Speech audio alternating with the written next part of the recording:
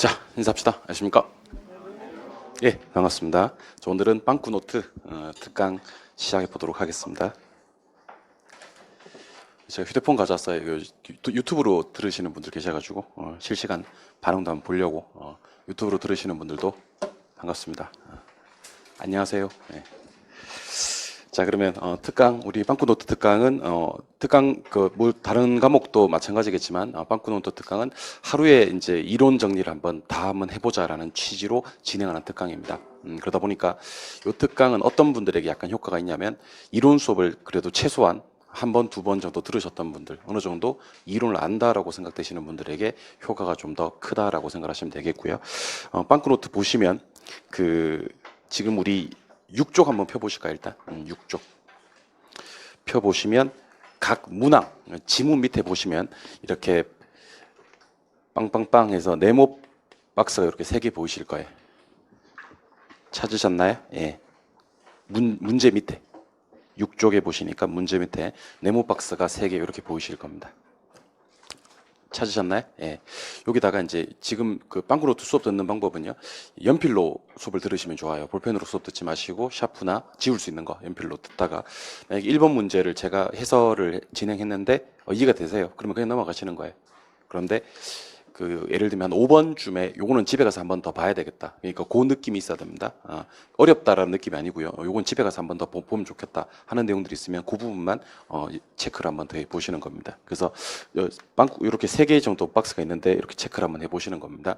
근데 여러분들 지금 이렇게 체크되어 있는 부분이 시험장에 가셔서도요 조금 애매한 경우가 상당히 많으세요.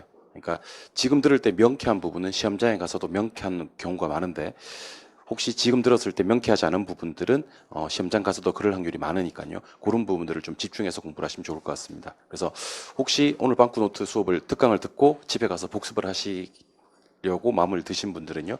체크되어 있는 부분을 우선 복습해 주시면 좋습니다. 1페이지부터 복습하는 게 아니라 체크되어 있는 부분부터 우선 복습. 이걸 원칙으로 잡아주시고 근데 이제 집에 가서 보니까 별게 아닌 거예요. 아까는 좀 어려운 내용인 줄 알았는데 별게 아니다. 그러면 그런 부분들은 여러분들이 어떻게 지워도 된다는 겁니다. 아시겠죠? 예, 그런데 집에 가서 보니까 더 장난이 아니에요. 그럴 때는 이렇게. 예. 그래서 나중에는 그 체크가 많이 돼 있는 부분들 위주로 해서 봐주시면 여러분들 점수 향상시키는 데 크게 도움이 될 거다. 그래서 일단 첫 번째는 이론 정리를 이론 수업을 한 번, 두 번 이상 들으셨던 분들에게 효과가 크고요. 수업은 어느 정도 우리 수험생들이 기본 개념은 있다라는 전제하에서 수업을 진행하도록 하겠습니다. 그리고 최대한 많은 지문을 소개해 드릴 것을 약속드리겠습니다. 최대한 많은 지문 소개해 드릴 것을 약속드리겠습니다. 아시겠죠? 예, 지금부터 시작합니다. 자, 그리고 지금 동영상이나 유튜브로 들으시는 분들은 요 한 장짜리 자료가 교환에 올라가 있을 거거든요. 한 장짜리 자료를 갖다가 출력하셔가지고요. 일단 핵심 키워드들이에요. 핵심 키워드들 요걸 한번 읽고 수업을 진행해 보도록 하겠습니다. 먼저 제 1편의 부동산학 총론부터 꺼내셨나요? 예, 부동산학 총론. 없는 분들은 지금은 그냥 수업 들으시고요. 이번 시간 마치고 요거 출력하셔서 따라오시면 좋을 것 같습니다. 1편 부동산학 총론. 자, 키워드들 쭉 한번 읽어보겠습니다. 부동산학은 종합과학이고 응용과학이라 그래요. 단순과학의 순수과학이 아닙니다. 효율성을 강조할 때는 민간에서는 효율성을 강조합니다. 접근 방법에서는 종합식 접근과 의사결정 접근 두 가지만 공부하시면 됩니다. 부동산학의 연구 대상은 부동산 현상과 부동산 활동이 있습니다. 능안 경공 4가지 부동산학 일반 원칙 중 능률성이 가장 중요합니다. 복합 개념의 부동산과 복합 부동산을 구분할 줄 아셔야 됩니다. 민법상 부동산과 준부동산, 그 다음에 부동산과 동산의 공시 방법을 구분할 줄 아셔야 됩니다. 토지정착물 중 일부로 처리되는 종속정착물과 특히 독립정착물 4가지 구분할 줄 아셔야 됩니다. 국어, 유지라는 2개 지목 비교하셔야 되고요. 그 외 토지들, 부지, 택지, 필지, 후보지, 맹지, 나지, 건부지, 건부감가, 공지, 빈지, 포락지, 소지, 일단지, 표준지, 선화지까지가 최근 시험에 나왔던 토지 용어들입니다. 주택에서는 다중주택, 연립주택, 다세대주택, 다가구주택, 도시형 생활주택, 준주택이 최근에 나왔던 주택들이고요. 토지 특성은 전통적으로 부동성, 영속성, 부증성, 개별성, 특히 물리적 공급과 경제적 공급을 구분할 수 있어야 됩니다. 부동산 소유권의 범위를 3천 공간을 가지고 접근해 보며 개발권 양도제도 TDR에 대한 기본적인 이해가 있어야 합니다. 그래서 우리 부동산학개론 빵꾸노트 보기 전에 이렇게 핵심 키워드들 한번 읽고 내용을 정리하시면 보다 빠르게 내용 정리가 가능하다는 것도 기억을 하시면 좋겠습니다. 그럼 지금부터 빵꾸노트 특강 출발하겠습니다. 자, 첫 번째는 많이 중요한 건 아닙니다. 부동산학이 어떤 학문이냐? 부동산학에 대한 설명이에요. 부동산학에 대한 설명. 부동산학은 종합과학이다. 이게 제일 중요합니다. 첫 번째, 종합학문적 성격을 지닌다. 두 번째, 순수과학과 응용과학을 구분할 때 부동산학은 순수입니까? 응용입니까? 응용이다 해야 되죠. 합치면 뭡니까? 부동산학은 종합응용과학 이렇게 보시면 됩니다. 종합응용과학. 그다음에 부동산학이 추구하는 가치는요. 효율성이라는 것도 있고 형평성이라는 것도 있는데 여기 보니까 어디에 한정해 본다 그랬냐면 어느 부분에 한정해 볼 때는 형평성보다는 효율성을 중시하게 되느냐 그랬습니다. 어디 한정해 보면 민간. 민간에는 효율성. 그럼 공공에서는 무슨 성? 형평성. 민간, 효율성, 공공, 형평성 기억하시는 거예요. 4번. 부동산학의 접근 방법에서는 두 가지 접근 방법만 공부하시면 됩니다. 하나는 종합식 접근이고요. 또 하나는 의사결정 접근입니다. 종합식 접근과 의사결정 접근. 여기 보니까 법경기가 떴어요. 법률적, 경제적, 기술적 복합 개념으로 이해하는 접근은 종합식 접근이라고 합니다. 무슨 접근이에요? 종합식. 그 다음에 인간은 합리적인 존재이고 자기 이윤을 극대화한다. 이게 의사결정 접근입니다. 그래서 법경기에 복합 개념이 나오면 종합식 접근, 인간은 합리적 존재이며 자기 이윤을 극대화하는 접근은 의사결정 접근. 한번 따라해 볼까요? 종합식 접근, 의사결정 접근. 틀리게 나오진 않는데 6번에 부동산학의 연구 대상, 이건 순서 바뀌어도 관계없어요. 부동산 현상과 부동산 활동입니다. 이것도 따라해 보시죠. 부동산 현상, 부동산 활동. 순서 바꿔도 관계없습니다. 부동산학의 연구 대상은 현상하고 활동, 부동산 현상과 부동산 활동이 있습니다. 자, 부동산학의 일반 원칙이 네 가지 일반 원칙이 있어요. 능안경공이라고 해서 능률성, 안전성, 경제성, 공정성이 있는데 다른 거 필요 없어요. 능률성 하나만 기억하시면 돼요. 따라서 소유 활동에 있어서 최유효 이용을 지도 원리로 삼고 있는 건 능안경공 중 무슨 성의 원칙? 능률성의 원칙 이렇게 하시면 됩니다. 그래서 우리 빨간색으로 빵꾸 비어져 있는 부분 다시 한번 확인해 보겠습니다. 빨간색만 한번 읽어보죠. 1번부터 7번까지 1번부터 7번까지 빨간색만 시작. 종합, 응용, 민간, 종합식, 의사결정, 부동산 활동, 부동산 현상, 능률성 이렇게가 부동산학의 책에서 반드시 기억하셔야 될 빵꾸 내용들입니다. 두 번째, 법경기를 개념을 구분하시오 그랬습니다. 여러분들 그 법률적 측면에서 바라보는 부동산에는 몇 가지가 있냐면 두 가지가 있습니다. 협의의 부동산과 광의의 부동산이 있는데 협의의 부동산은 민법상 얘기하는 토지와 거정청물을 말하고요. 원래는 부동산 아닌데 등기 등록의 공시 방법을 갖춤으로써 부동산에 준하여 취급되는 부동산, 뭔 부동산? 준부동산. 요거 합쳐가지고 무슨 부동산? 광의의 부동산. 그래서 협의, 광의 이렇게 부동산을 구분하는 것은 법경기 중에서 무슨 구분? 법률적 구분, 경제적 측면의 구분 5개를 기억하셔야 됩니다. 자, 따라해 볼까요? 자산, 자본. 자, 자본 빼고는요, 글자 다 시옷이 있어요. 자산, 시옷 있죠. 생산 요소, 소비재, 상품. 생산 요소, 소비재, 상품. 그 자본을 제외하고는요, 글자에 다 시옷이 있으면 경제적 개념 5개입니다. 자산, 자본, 생산 요소, 소비재, 상품. 기술적 개념은 4가지가 있는데요. 자연 공간, 위치 환경이에요. 자연 공간, 위치 환경. 그래서 저 따라 한번 해볼까요? 법입니다. 협의, 광의. 경입니다. 자산, 자본. 생산 요소, 소비재, 상품. 기술입니다. 자연 공간, 위치 환경. 오케이. 그러면 경제적 개념부터 찾아내 볼까요? 자본 무슨 개념? 경제적. 소비재, 경제적. 요 생산 요소, 경제적. 자산, 경제적. 상품, 경제적. 지금 경제적이 5개 보일 텐데요. 요 자본 요놈 빼고는 글자에 다 시옷이 있습니다. 소비재, 생산 요소는 시옷이 3개나 있습니다. 생산 요소, 자산, 상품 이렇게. 그다음에 공간, 자연, 위치 요 3가지 무슨 개념이고 기술적, 환경도 무슨 개념? 기술적. 근데 공장재단 이걸 어떻게 해석할 거냐? 자, 공장재단은 일단 준부동산이에요. 준부동산은 광의에 속해요. 부동산을 협의와 광의로 구분하는 것은 무슨 개념? 법률적 구분입니다. 이거는 법률적 개념으로 처리합니다. 그래서 공부하시는 방법은요. 딱 보자마자 글자를 보고요. 나중에 이제 법경기를 외칠 수 있어야 됩니다. 이번에는 법률적, 경제적, 기술적 하지 말고 법경기만 한번 얘기해 보죠. 법경기. 4번에 있는 생산요소 경 좋아요. 10번에 있는 공장재단 법 좋아요. 환경 기 자본 경 위치 기 이런 식으로 이렇게 순서대로 안 묻고요. 따로따로 물어도 법경기 연습하실 수 있어야 됩니다. 협의광의 법, 자산자본, 생산요소, 소비재, 상품, 경, 자연공간, 위치환경, 기 구분할 수 있어야 됩니다. 예, 그래서 혹시 지금 연습 안 되시는 분들은 아까 네모 빈칸에다가 체크하셔야 되겠죠. 9번. 자, 복합 개념의 부동산이라는 게 있고 복합 부동산이라는 게 있는데 어떻게 구분하냐면요. 여기처럼 법률적, 경제적, 기술적 측면의 부동산을 복합 개념의 부동산이라고 합니다. 뭐라고요?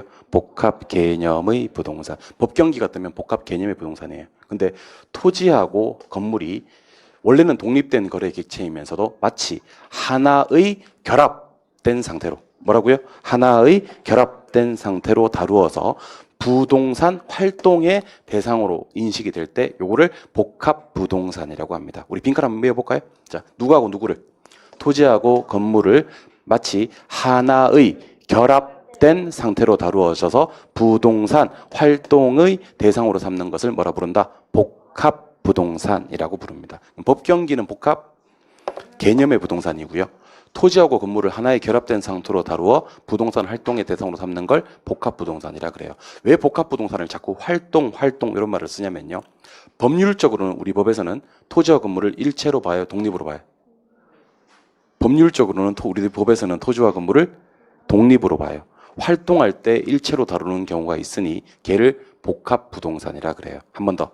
법에서는 토지와 건물은 별개예요, 아니면 일체예요?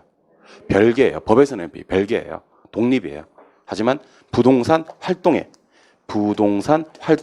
대상으로 삼을 때 이것을 일체로 봐주는 경우가 있습니다. 하나의 결합된 상태로 다룰 수 있다는 겁니다. 그거를 복합 부동산이라 그래요. 다시 한번 정리해 볼까요? 법경기는 무슨 부동산? 복합 개념의 부동산. 토지와 건물을 하나의 결합된 상태로 다루어서 부동산 활동의 대상으로 삼는 것은 복합 부동산. 여러분들 따라해 보세요. 협의, 좁은 의미, 민법 다 같은 말이에요. 그러니까 민법상 부동산, 좁은 의미의 부동산, 협의의 부동산 다 같은 말입니다. 무엇과 무엇이죠? 토지와 그 정착물. 토지와 그 정착물은 민법상 부동산 그래도 되고요. 협의의 부동산 그래도 되고요. 좁은 의미의 부동산 그래도 됩니다. 여기다가 뭐가 더해지면 광의의 부동산이 된다 그랬죠? 준부동산. 그럼 준부동산이 어떻게 정의되는지 한번 볼까요? 준부동산은요. 원래는 부동산 아니었는데 등기 등록의 공시방법을 갖춤으로써 부동산에 준하여 취급되는 특정 동사를 말하는 거예요. 원래는 얘가 동산인 거예요, 부동산인 거예요? 동산인 거예요. 부동산이 아닌 거예요. 부동산이었으면 준부동산이라는 말을 쓸 필요가 없던 거예요. 근데 원래는 동산인데 등기 등록이라는 부동산의 공시방법과 똑같은 공시방법을 갖추어서 부동산에 준하에 처리되는 걸 무슨 부동산? 준부동산이라고 합니다. 준부동산은 꼭 등기 등록의 공시방법을 갖춰야 된다는 거. 토지는 대표적인 부동산이니까 공시방법이 등기입니까? 점입니까? 등기입니다. 토지의 공시방법 뭐라고요? 등기. 그럼 동산의 공시방법은요? 점유. 그런데 준부동산의 공시방법은 똑같이 등기 아니면 등록입니다. 다시 토지의 공시방법은 등기, 동산의 공시방법은 점유, 준부동산의 공시방법은 등기 또는 등록 이렇게 얘기하는 겁니다. 되셨나요? 네, 공시방법까지. 그 다음에 토지정착물의 종류가 두 가지가 있다는 걸 아셔야 됩니다. 토지정착물은 토지에 뭐로 취급되는 것과 일부로 취급되는 것과 토지와 독립된 물건으로 처리되는 게 있습니다. 뭐와 뭐가 있다? 일부와 독립. 근데 일부가 중요할까요? 독립이 중요할까요? 독립이 훨씬 중요합니다. 왜냐하면 독립 네 가지 외에는 싹 다 일부니까요. 그럼 저랑 여러분들 이 빵꾸노트 이거는 체크해 놓으시고 암기를 좀 하셔야 됩니다. 15번 체크해 놓으시고 암기하셔야 됩니다. 그럼 토지와는 독립적으로 처리되는 게 어떤 것들이 있느냐? 첫 번째 뭐예요? 건물이요. 첫 번째 뭐예요? 건물. 그다음 명인방법 갖춘 뭐예요? 미분리 과실. 명인방법 갖춘 뭐예요? 수목 또는 등기된 임모. 수목이 등기되었을 때는 수목이라는 표현을 쓰지 않습니다. 수목이 등기되어 버리면 뭐야? 임모. 그다음에 어디 토지에서 재배된 농작물이냐면 타인의 토지에서. 어디 토지에서? 타인의 토지에서. 그래서 빈칸 한번 메꿔 보겠습니다. 토지 정착물은 여러분들 일부도 있나요? 독립도 있고요. 예, 독립 몇 개? 4개. 하나는 뭐야? 건물. 또 하나는 명인방법 갖춘 미분리 과실. 명인방법 갖춘 수목 또는 등기된 임목. 어디 토지에서?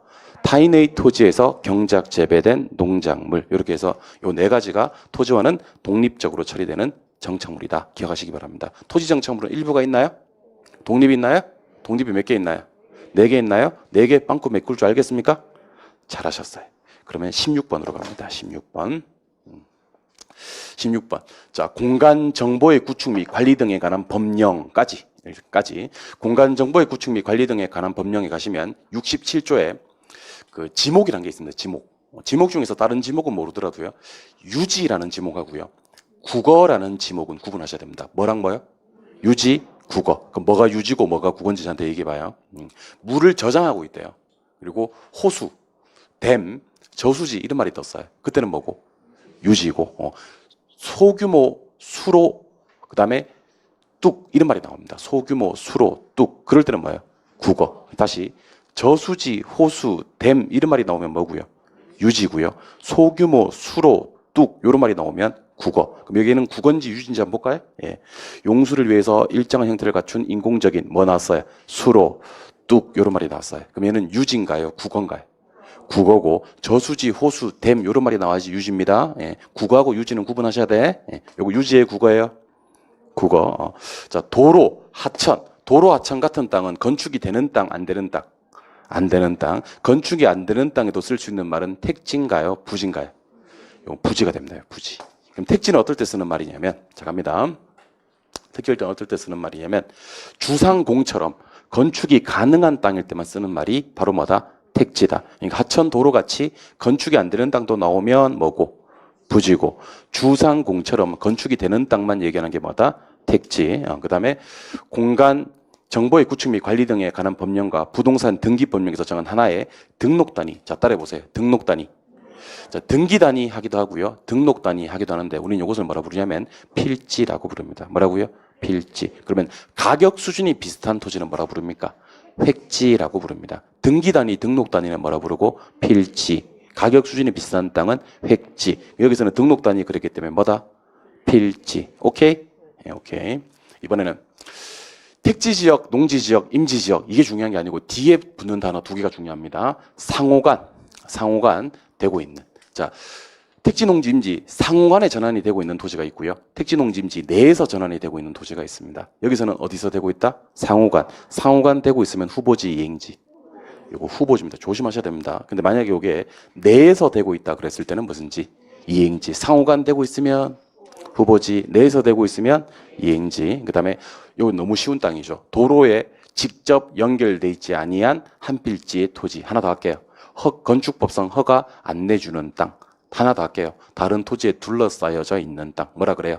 맹지. 요거랑 구분해야 될 건 여기는 없는데 도로와 좁은 접속면을 가지면서 요거는 허가 나는 땅이야. 그런 땅은 자루대자 써서 뭐라고 한다? 대지. 밑에 오디자가 들어가는데 기억나시죠? 예. 그러니까 어떤 접속면도 없으면 맹지, 도로에 좁은 접속면이 있으면 대지 구분하시는 겁니다.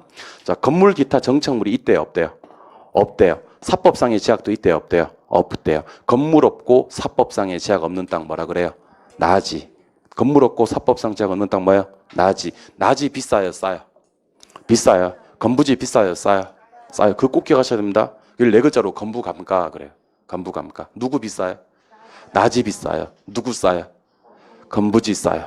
그래서 건물 등의 부지의 최유효용에 적합하지 못한 경우 나지에 비해서 최유효용의 기대 가능성이 낮은 땅을 뭐라 그래요? 건부지. 건부지 나지보다 싸요. 그래서 무슨 감가가 나왔어요? 건부감가. 건부지 싸다는 얘기예요? 그럼 누구 가격은? 건부지 가격은 건부감가 때문에 나지 가격보다 높게 낮게 낮게. 건부감가는 건부지 싸요? 나지 비싸요? 이 뜻이에요. 자, 다시 절 보세요. 건부감가란 뜻이 뭐예요? 나지 비싸요? 건부지 싸요? 건부지 가격은 나지 가격보다 높게 낮게 낮게. 이걸 네 글자로 뭐라 부른다? 건부감가라고 부른다. 건부감가는 건부지 싸요, 낮이 비싸요. 그런 말입니다. 되셨나요? 네. 오케이. 이번에 25번. 건물 짓고 남은 부분의 땅을 뭐라 그래요? 공지라 그래요. 이거 큰일 납니다. 이거 모르면 큰일 납니다, 진짜. 건물 짓고 남은 땅은 공지고요. 도시 토지로서 집가 상승 기대하고 방치하는 땅은 공한지예요. 한 번 더 할게요. 큰일 납니다, 여러분들. 아직 시작도 안 했어. 지금 몸 풀고 있는 거야. 스트레칭 하고 있다고, 스트레칭. 스트레칭 하고 있는데 쌤 너무 힘들어요. 그러면 안 되겠죠. 아직 운동 시작도 안 했어요. 예. 건물 짓고 남은 땅, 공지. 소유권 인정되지 않는 바다와 육지 사이 해변 토지는 법지입니까? 빈지입니까? 빈지. 법지는 반대죠. 법적 소유권 있고 이용 가치가 없고, 얘는 그럼 반대로 법적 소유권은 없고 이용 가치는 있는 그런 땅을 빈지라 그래요. 빈지 됐나요? 이번에는 원래는 전답이었대요. 요거 아무것도 아닌데 시험 진짜 많이 나와요. 원래는 전답이었는데 집안이 절토되어서 무너져 내렸어요. 그래서 하천으로 변한 땅, 이런 땅을 뭐라 그래요? 포락지, 포락지. 시험에 세 번이나, 최근 시험에 세 번이나 나왔던 땅입니다. 전답이 하천으로 변해버린 땅, 무슨지? 포락지. 개발되기 이전의 자연 상태 그대로의 토지는 뭐라 그래요? 소지 그래도 되고 원지 그래도 됩니다. 소지, 원지 같은 말. 그다음에 용도상 불가분한 관계에 있는 이필지상의 일단의 도시는 우리가 일단지라고 불러요. 무슨지? 일단지. 우리 아까 그 핵심 키워드 한번 읽고 오면 이게 좀 쉬워요. 핵심 키워드 안 읽고 오면 좀 어려워요. 핵심 키워드에 있는 단어들이 최근 한 5, 6년간 우리 시험에 나왔던 단어들만 제가 핵심 키워드에 넣어봤어요. 아시겠어요? 일단지예요. 그다음 지가 뭐 하려고? 공시하려고. 공시하려고 선정된 땅. 지가 공시를 위해서 선정된 땅은 무슨 지라 그래요? 표준지. 참고로 지가 변동 때문에 선정된 땅은 표본지라고 있어요. 지금처럼 지가 뭐 때문에? 공시 때문에 선정된 땅은 표준지인데, 혹시 헷갈리시면 우리 무슨 공시지가 무슨 공시지가 그래요. 표준지 공시지가 개별 공시지가 그래요. 예, 그러니까 지가 공시 때문에 선정된 땅은 표준지 공시지가를 떠올리면서 표준지. 고압전선 아래에 있는 토지는 무슨지? 선화지가 됩니다. 고압전선 아래에 있는 토지 선화지. 자, 주택 종류 중에서 이제 이번에는 공부할 단계가 왔어요. 자, 보세요. 아파트 있어요. 연립 있어요. 다세대 있어요. 다가구 있어요. 다중이 있어요. 자, 아파트는 몇 개층 이상? 5개층 이상. 연립 4개층 이하 660 초과. 오케이. 다세대 4개층 이하 660 이하. 다가구 3개층 이하 660 이하. 다중이 3개층 이하 330 이하. 여기서 중요한 거. 자, 5개층이 뜨면 무조건 뭐? 아파트. 초과가 뜨면 무조건 연립, 330이 뜨면 무조건 다중이. 그래서 이걸 여러분들 딱 보면서 하나씩 물어도 대답할 수 있어야 됩니다. 예를 들면 제가 이렇게 얘기하는 거지. 3 이하인데 머릿속에 2개, 용의자 2명, 3 이하인데 660 이하 그러면 다 가구고, 3 이하인데 330 이하면 다 중이고, 4 이하인데 용의선상에 2명 올라와 있어요. 4 이하인데 660 이하는 다 세대고, 4 이하인데 660을 초과하면 연립이고, 5개층 이상이면 아파트. 그리고 이걸 갖다가 대답만 해서는 안 되고요. 제가 이렇게 찍어 드릴 거예요. 딱 찍어 드렸을 때 이거 딱 보고 이건 뭡니까? 라고 물었을 때 바로 대답할 수 있는 그런 사람이, 그런 훌륭한 사람이 되었으면 좋겠습니다. 아시겠어요? 그러니까 이제 막연하면 안 돼, 이제는. 이게 빵꾸로트가 그래서 좋은 거예요. 자, 보세요. 용의선상에 4개층 이하라고 떴어요. 예, 2개가 있습니다. 연립하고 다세대. 근데 660을 뭐 해? 이하. 그럼 요거는 다 세대죠, 다 세대. 근데 보세요. 3계층 이하죠? 근데 330이 아니고 몇 개? 3계층 이하 하는 순간 용의선상에 두 놈. 다중이랑 다가구. 근데 660 이하면 다 가구. 더 빨리. 자, 660 이하의 4계층 이하는 다 세대고, 3계층 이하의 660 이하는 다 가구고. 잠깐만. 몇 개 넘어왔는 것 같은데. 잘 됐네. 뭐 순서 없이 가도 되니까. 여기서는 보니까 3계층입니까? 근데 보니까 330 이하입니까? 그럼 요거는 다 다중주택이 되겠죠. 여기 보니까 660 초과입니까? 하나밖에 없는데 얘는 뭐예요? 연립. 당연히 4계층 이하고요. 오케이? 요거 뭐라고요? 연립. 요거 뭐라고요? 다중이. 아까 했던 거. 요거 660 이하의 4계층에는 다 세대고요. 660 이하의 3계층 이하는 다 가구고요. 한 번 더 나옵니다. 다중이 많이 났어요, 시험에. 그다음에 그 무슨 주택이 있냐면 자, 단지형 연립도 있고요. 단지형 다세대도 있고요. 원룸형 주택도 있어요. 하나 더 추가할게요. 서민이나 1, 2인 가구 대상으로 해요. 하나 더 추가할게요. 분양가 상한제 적용을 받지 아니하는 주택입니다. 이 주택의 이름은 도시형 생활주택입니다. 다시. 서민들이나 1, 2인 가구를 대상으로 하고요. 도시형 생활, 분양가 상한제를 적용받지 아니하고요. 몇 세대 미만이죠? 300세대 미만입니다. 그래서 무슨 주택은 도시형 생활주택은 300세대 미만의 국민주택 규모 이하의 주택을 말합니다. 오케이? 예. 그다음에 자, 주택이래요. 주택이 아니래요. 주택 아니래요. 주택 외래요. 그런데 주거 시설로는 이용이 뭐하대? 가능하대. 그럼 주택이 아닌데 주거 시설로 이용이 가능하면 주택에 준해서 처리해 주면 되겠네. 그런 주택을 준주택. 옆에다 필기해 놓으세요. 지금 37번이죠. 37번. 11쪽에 37번 봤어요? 예. 옆에다가 숫자 4를 쓰시고요. 숫자 4. 오피스텔, 다중생활시설, 오피스텔, 다중생활시설, 노인복지주택, 기숙사. 자, 그러면 우리 준주택의 종류 몇 개? 4개. 뭐 있습니까, 여러분들? 오피스텔 있고요. 다중생활시설 있고요. 노인복지주택이 있고요. 기숙사 있고요. 그럼 얘는 법상으로는 주택이다 아니다? 아닌데 주택에 준하여 처리하기 때문에 뭐라 부른다? 준주택. 그럼 주택 이외라고 하겠네? 하지만 주거시설로는 이용이 가능하네? 종류는 몇 개? 4개. 그런 주택을 뭐라 부른다? 준주택. 오케이. 자, 일단 요까지 교재 잠깐 보고 올게요. 교재 7쪽. 빨간색만 한번 읽어봅니다. 7쪽부터 빨간색만. 7쪽에 9번부터. 7쪽에 9번부터 빨간색만 한번 읽어볼까요? 예, 9번부터 시작.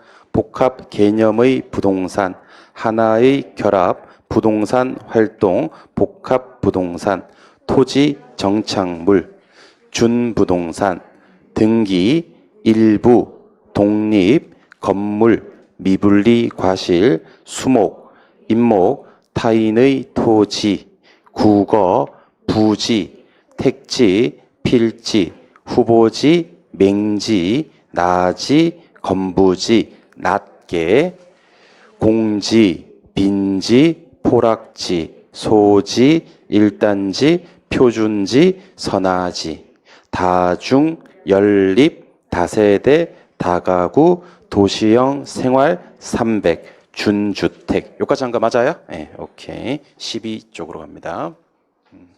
12쪽. 자, 이번에는 토지 특성으로 갈 건데요. 토지 특성. 일단 우리 왜 부동성, 영속성, 부증성, 개별성 이런 것 때문에 계속 틀려 오셨던 분들은요. 빵꾸 노트에서 내가 어떤 토지 특성을 잘 이해 못하고 있는지를 갖다가 찾아내는 가장 좋은 방법이거든요. 그래서 딱 줬을 때 무슨 성 이렇게 얘기할 수 있어야 되고, 시험은 자연적 특성인 부동성, 영속성, 부증성, 개별성에 하나 더 추가하겠습니다. 용도의 다양성이 있습니다. 용도의 다양성 두 가지만 기억하시면 됩니다. 토지를 최유효 이용을 해야 되고, 부증성 때문에 물리적 공급은 안 되지만 용도의 다양성 때문에 용도적 공급 또는 경제적 공급은 가능하다라고 얘기를 합니다. 용도의 다양성 때문에 무슨 공급은 된다고요? 경제적 공급 또는 용도적 공급은 가능하다. 자, 그러면 무슨 성 할 준비하시고, 연필로 체크할 준비하시고 대답 7번부터 먼저 봐. 체크할 준비하시고 대답 못하면 체크하는 거야. 자, 갑니다. 국지와 지역 무슨 성? 부동성 체크 안 해도 되고요. 소유와 사용을 분리, 임대차 시장, 영속성. 오케이, 영속성 하신 분들만 체크 안 해도 됩니다. 못 하신 분도 체크해. 빨리 하라고. 그 다음에 최유효 이용의 성립 근거는요, 두 가지입니다. 최유효 이용은 하나는 용도의 다양성, 또 하나는 부증성. 부 뭐야? 부증성. 방금 부동성 하신 분 체크해. 최유효 이용은 용도의 다양성과 부증성.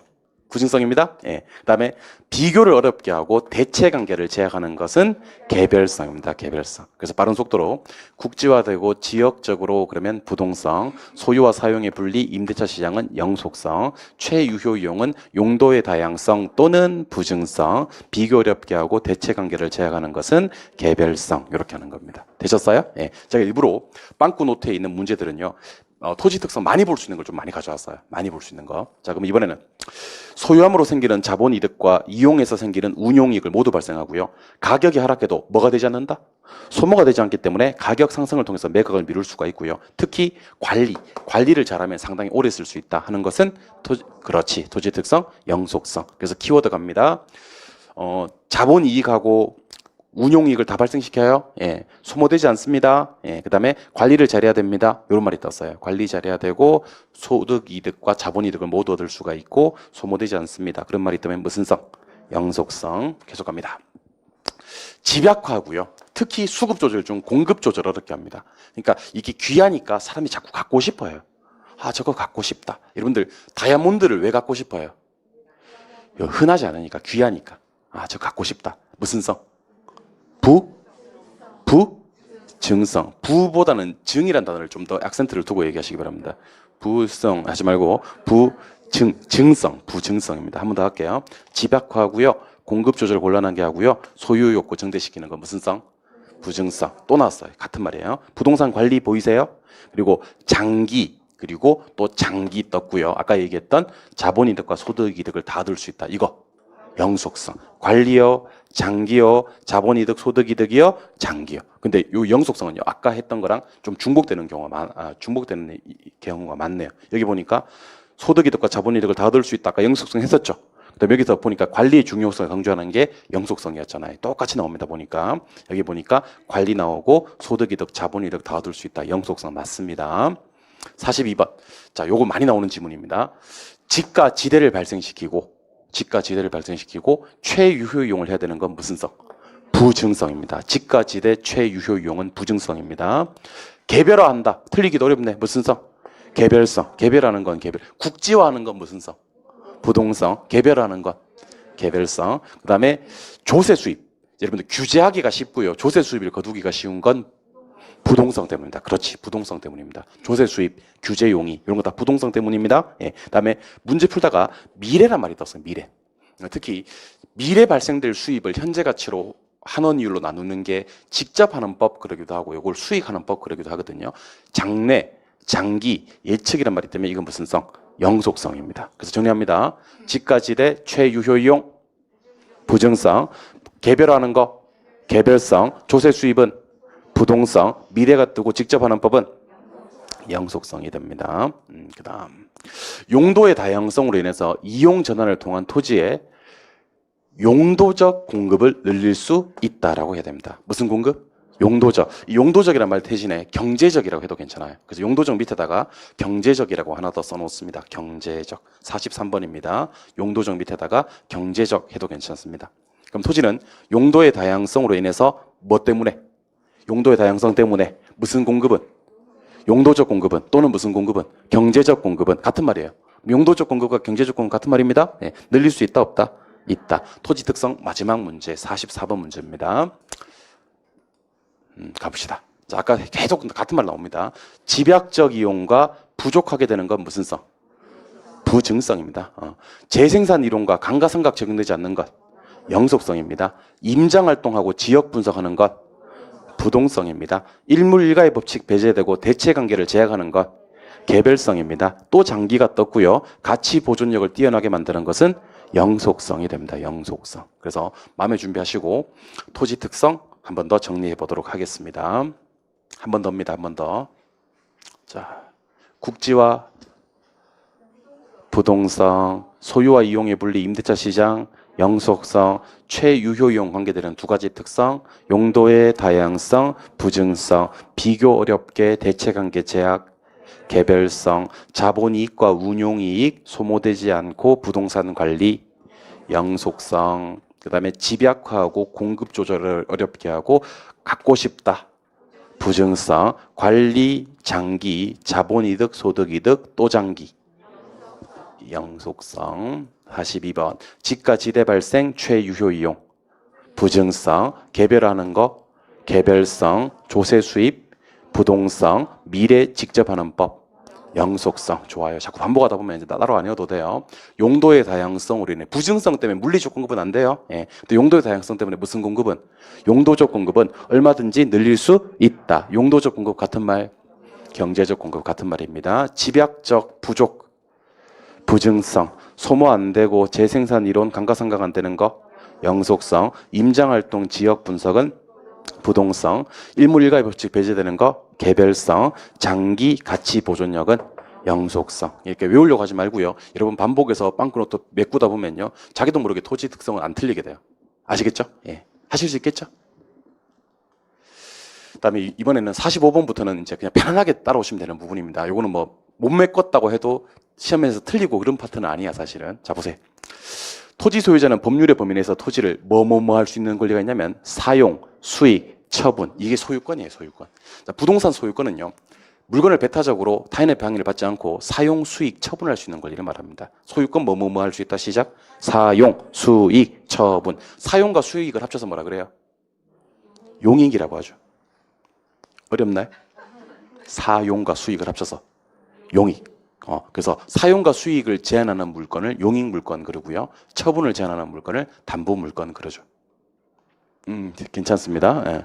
그다음에 토지 소유권은 정당한 이익이 있는 범위 내에서 시작. 정당한 이익이 있는 범위 내에서 토지의 상하에 미친다. 이거 한번 해봐요. 시작.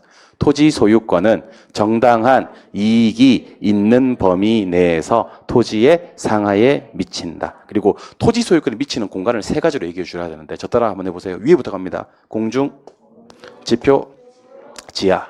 한 번 더 시작. 요 세 가지 공간을 3차원 공간이라 그래요.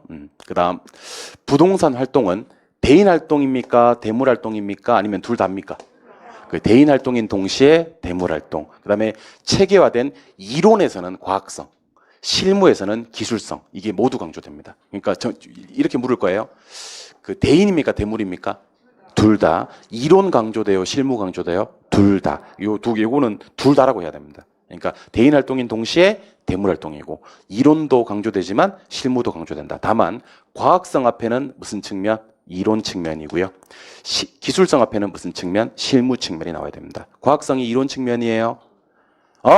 기술성이 실무 측면입니다. 이건 순서 바뀌면 안 돼요. 과학성 앞에 이론, 기술성 앞에 실무. 부동산 활동 무슨 활동? 임장 활동. 임장 활동은 무슨 성?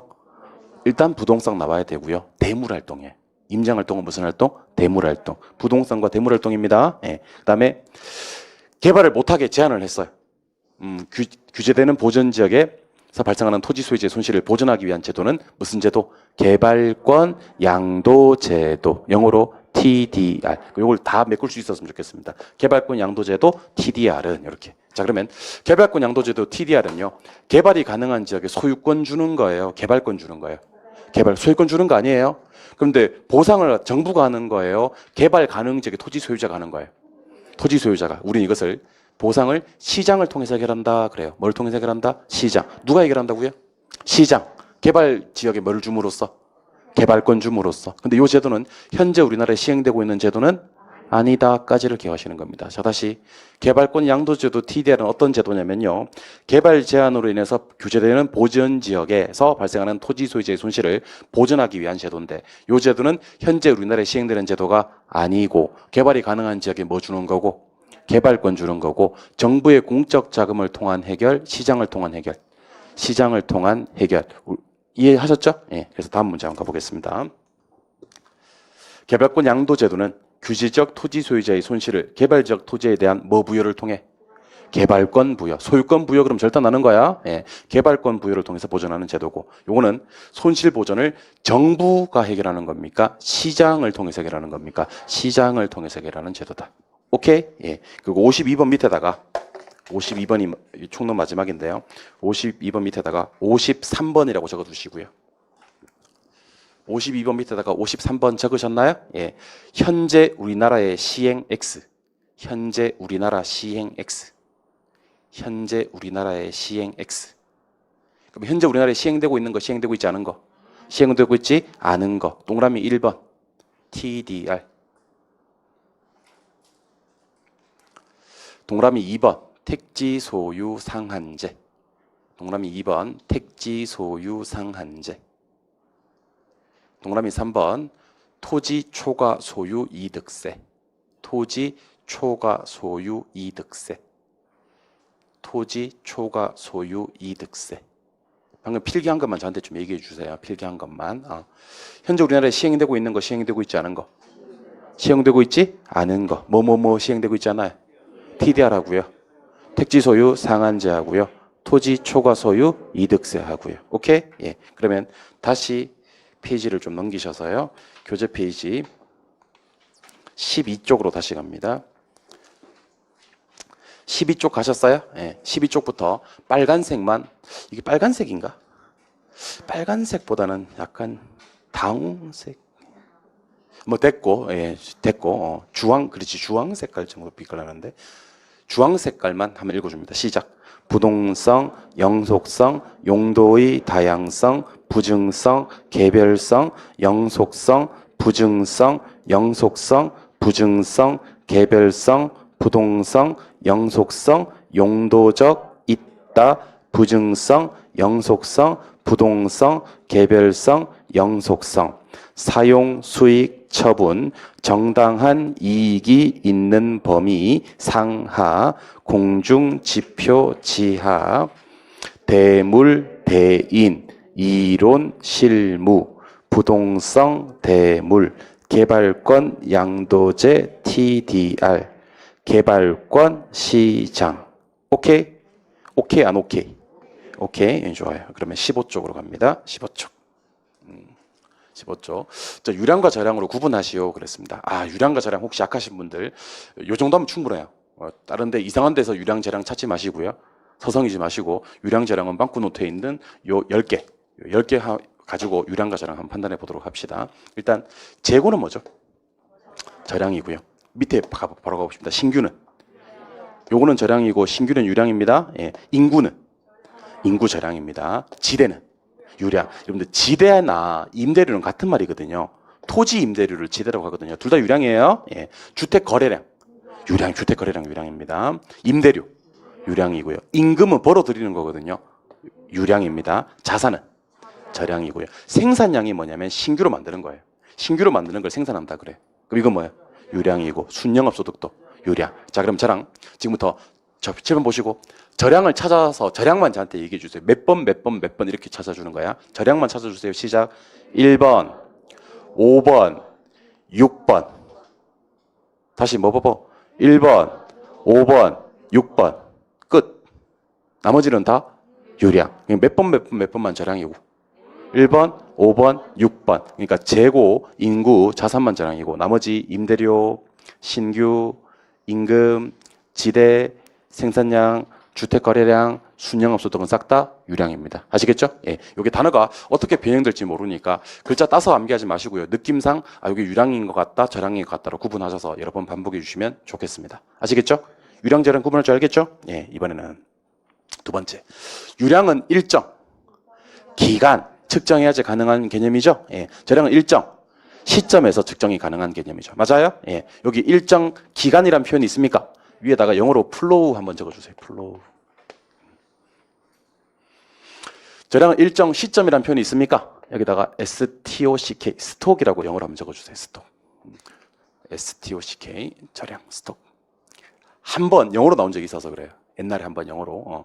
유량은 일정 기간, 영어로 뭐야? 플로우고요. 저량은 일정 시점, 영어로 뭐야? 스톡이 됩니다. 3번 문제. 자, 3번 문제는 여기 현재란 단어 보이십니까? 현재 보이세요? 그리고 여기 보니까 존재란 말 보이십니까? 그럼 여기 1500만 개 보이시죠? 이걸 또 우리는 저량 공급이라 그래. 무슨 공급? 저량 공급. 자, 질문. 지문에는 저량이란 말과 공급이란 말이 없는데요. 우리는 단어를 보고 이게 유량 공급인지 저량 공급인지를 판단하셔야 됩니다. 자, 잘 보세요. 혹시 시험에서 지난 1년 동안 전체 주택이 신규로 건설되었다 이렇게 나왔어요. 지난 1년 동안 전체 주택이 신규로 건설되었다. 그럼 이 전체는 뭐죠? 유량 공급입니다. 유량 공급. 1년 동안 신규 건설이니까. 맞죠? 지금은 뭐라고 돼 있어요? 현재 1,500만 채가 존재하고 있다라고 돼 있어요. 현재 존재하고 있는 양은 무슨 공급? 저량의 공급. 근데 시험 문제가 지금 저량 공급을 물었어요. 저량 수요를 물었어요. 수요를 물었으면 저량 공급을 물었으면 1,500만 개가 답이야. 근데 저량 수요를 물었기 때문에 빈집 100만 개를 빼야 돼. 빈집 100만 개를 빼면 그러면 1,500만 개 중에서 사람이 살고 있는 건 몇 개다? 1,400만 개다. 왜냐면 100만 개는 뭐니까? 공가니까. 그럼 저량의 수요량은 1,500만 개다, 1,400만 개다, 1,400만 개다. 이해하셨어요? 예. 그럼 이번에는 유량 공급과 유량 수요 한번 따져볼게요. 유량 공급과 유량 수요. 지난 1년간 A 지역에 1,000채 주택이 신규로 건설되었는데 그 중에서 50채가 미분양되었다. 미분양되었다. 그러면 여기는 유량이에요, 저량이에요? 지금 제가 얘기하고 있는 건 유량이죠. 유량 공급은 몇 개? 1,000개. 유량 수요는 몇 개? 950개. 이렇게 하는 겁니다. 이해하셨어요? 그러니까 1년 동안은 새로 만들어진 게 유량 공급이고 미분양된 거 빼면 유량 수요가 되는 겁니다. 현재 존재하고 있는 게 저량 공급이고 그 중에서 공가 상태에 있는 거 빼면 저량 수요가 됩니다. 그래서 혹시 여기서 지금은 저량 수요를 물었지만 저량 뭐를 물을 수도 있면 공급을 물을 수도 있는 거거든. 저량 공급을 물으면 몇 개? 1,500만 개. 지금처럼 저량 수요를 물었을 때는 1,400만 개가 됩니다. 오케이? 예, 1,400만 개, 1,400만 채 가시면 됩니다. 많이 빠졌네. 1,400만 채다. 오케이? 예. 이번에는 4번으로 갑니다. 여러분들 저한테 대답 좀 해주세요. 비싸면 사야 안 사야? 수요 법칙이에요. 돈 되면 팔아야 안 팔아요? 팔아요. 공급 법칙입니다. 그러니까 수요 법칙은 가격이 상승하면 수요량은 감소하거든요. 근데 공급 법칙은 가격이 상승하면 공급량이 증가합니다. 가격이 상승하면 공급량은 증가. 옆에다가 공급 법칙이라고 좀 적어주세요. 공급 법칙. 4번은 무슨 법칙에 관한 얘기? 공급 법칙에 관한 얘기. 가격이 뭐하면? 상승하면 공급량은 뭐한다? 증가된다. 근데 혹시 수요 법칙이 시험에 나온 거야. 그럼 이렇게 해야 되겠지. 가격이 상승하면 수요량은 뭐한다? 감소된다. 그것도 기억하셔야 되겠지. 예, 그러면 가격이 상승하면 수요량은 뭐하지만? 감소되지만 가격이 상승하면 공급량은 증가된다. 여기서는 수요 법칙 물었어요? 공급 법칙 물었어요? 공급 법칙 물었으니까 가격이 상승하면 공급량 증가됩니다. 예. 두 번째. 자, 수요와 공급은 구매한 겁니까? 구매하고자 하는 겁니까? 구매하고자 하는 거. 공급은요, 판매한 겁니까? 판매하고자 하는 겁니까? 판매하고자 하는 거. 그래서, 자, 갑니다. 수요 곡선상의 뭐는 수요량은 주어진 가격 중에서 부동산, 자, 따라해보세요. 구매 의사, 구매 능력. 무엇과 무엇이 있는 사람이, 구매 의사와 구매 능력이 있는 수요자가 구매하고자 하는 수량입니다. 구매하고자 하는 수량이다. 되셨어요? 네, 옆에다가 써놓으세요. 유효 수요라고 써놓으세요. 유효 수요. 이걸 갖다 우리는 유효 수요라 그래요. 우리 5번 옆에다가 유효 수요 쓰셨습니까? 예. 유효 수요는 일단 뭐도 있고 구매 의사도 있고 반드시 뭐도 있어야 돼요. 구매 능력도 있는 수요를 유효 수요라고 합니다. 6번으로 가볼까요? 자, 수요량은 일정 기간에 구매 똑같습니다. 뭐요? 하고자 하는 최대 수량입니다. 하고자 하는 무슨 수량? 최대 수량. 다 똑같습니다. 공급량도요. 주어진 가격 순에서 판매 시작 하고자 하는 최대 수량입니다. 그러니까 구매하고자 하는 최대 수량은 무슨 양? 수요량. 판매하고자 하는 최대 수량은 무슨 양? 공급량. 둘 다 최대 수량입니다. 구매하고자 하는 최대 수량은 무슨 양? 수요량. 판매하고자 하는 최대 수량은 무슨 양? 공급량이 됩니다. 아시겠어요? 예. 이번에 7번 문제 가기 전에 우리가 지금 오늘 수업은 제가 6시에 마칠 예정이거든요. 그리고 쉬는 시간을 철저하게 지켜드릴 거예요. 특강은 쉬는 시간을 철저하게. 그러니까 50분 됐다. 그럼 수업 말하다가도 내 그만둘 거야. 내 시간이 50분 됐다. 내 휴대폰 시계로 48분이거든. 내 휴대폰 시계로 50분이 됐다. 그럼 말하다가 내가 가버릴 거야. 그냥 철저하게 50분 수업에 10분 휴식을 좀 지켜드릴 거고요. 지켜드리고 그다음 두 번째는 이제 특강은 하루에 1시간에 한 편 정도를 끝내셔야 돼요. 그래야지 8개 편을 갖다가 다 끝낼 수 있으니까. 평균 1시간에 한 편. 그러니까 여러분들한테 시간적 여유를 좀 드리고 싶긴 한데요. 드릴 수는 사실은 없어요. 여러분들이 조금 빠르게 따라오셔야 됩니다. 아시겠죠? 예. 아직 1분이 남았으니까. 수요량의 변화와 수요의 변화하고요. 공급량의 변화와 공급의 변화하고를 한번 대답해 보시고 가도록 하겠습니다.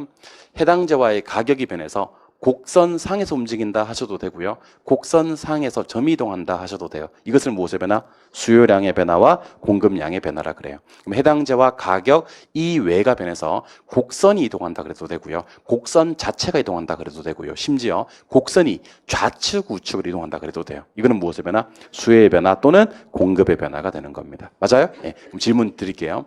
해당제와의 가격은 수요량인가요? 수요인가요? 수요량이야. 근데 가격 뒤에 예상 붙으면 수요야. 가격 뒤에 예상 붙으면 수요입니다. 예. 가격이 상승할 것이라고 예상하면 수요가 뭐 되고 증가. 가격이 하락할 것이라고 예상되면 수요 감소. 정말 많이 나오는 게 대체재 보완제죠. 대체재 가격 상승은 수요 뭐 증가. 근데 보완제 가격 상승은 수요 뭐 감소. 또 정말 많이 나오는 게 소득이죠. 소득이 증가되면 수요 증가. 소득이 감소되면 수요 감소. 거래세 공적 규제입니다. 인상되면 수요 감소, 거래세 인하되면 수요 증가. 몇 가지 한번 해보겠습니다.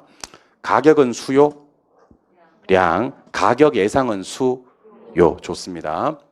이번에는 우측 좌측으로 한번 얘기해봐요. 우측 좌측으로. 우상향 좌하향인데 우측 좌측만 얘기하면 돼. 소득 증가되면 수요 곡선 우측, 소득 감소되면 수요 곡선 좌측. 거래세가 인상되면 수요 곡선 좌측. 좋아요. 거래세가 인하되면 수요 곡선 우측. 대체재 가격 상승되면 수요 곡선 우측.